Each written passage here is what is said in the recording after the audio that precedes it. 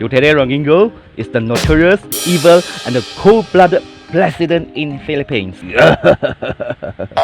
That's what many international news and media have been saying about him. There's nothing to do with me. What's up, guys? Since I started in Philippines, an old man in the lockdown, and also my stupid fracture. So I'm thinking of doing something about Philippines politics, also on Duterte. What's so surprising to me is that there's not many bloggers talking about him. However, in Taiwan, there are many YouTubers bashing here and there against the ruling and opposition politicians.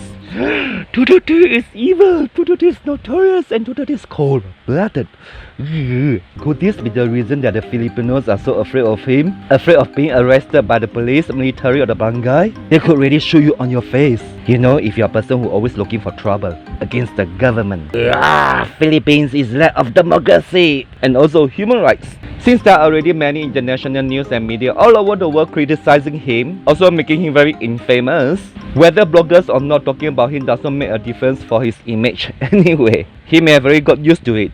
No human rights, humanizers, unkept, full of vulgarity, sadists, and shoot anyone to patay. He kills. Let's kill this love. Since the day he has become the president trying to control the drug addict case, then the rebels, especially the female on that lower part, Duterte is marked as a controversial leader whose words are always shoot to patay on anyone who goes against him. This time, shoot again on those who are causing trouble in the public during the virus lockdown. Hence, those Pinoys who don't obey lockdown rules in the Philippines will be shot patay. That is so terrifying. Until some citizens were trying to assassinate him, patay him too. This is the result.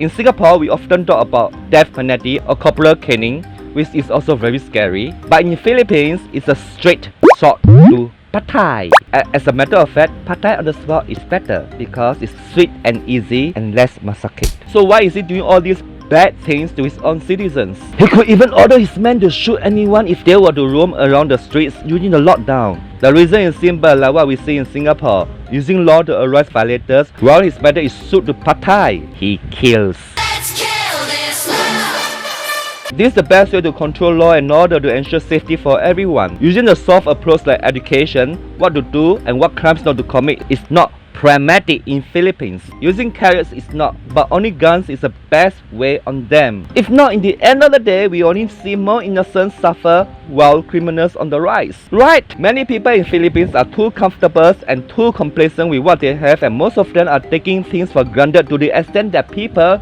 don't know what is right or wrong. And you could see many young boys and girls smoking, having tattoo, behaving like some city thug wannabe. And secretly, they also taking drugs in their house.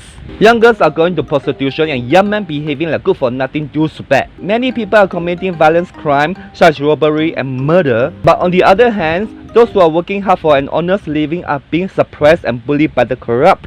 All this while even before Duterte has become the president, Philippines is already full of corruptions, where the poor suffer and the corrupt enjoy the riches, leading to full of crimes. It's really not easy to control, where corruptions have become a culture in Philippines until the criminals are not afraid to be punished by law at all. Therefore, the best way to end all these massacre problems is to shoot to patay. He kills. Let's kill this love. Many people in the world don't realize his good intention, while human rights organizations are denigrating him. What is so important about human rights? When crimes are increasing, people are out of control, and more innocent lives could be at stake. Human rights are just a bunch of people up there full of fake compassion. Totally BS. Do I sound like Duterte? If Duterte don't do anything and don't frighten the Filipinos with shooting to patay, the Filipinos will be roaming around and spreading the virus around like nobody business. You know what I'm saying? Who cares how short and ugly Duterte is, as long as we could keep the people under control and help more poor people to earn their honest living peacefully, right? If you like my video, remember to subscribe and share. If not, bye!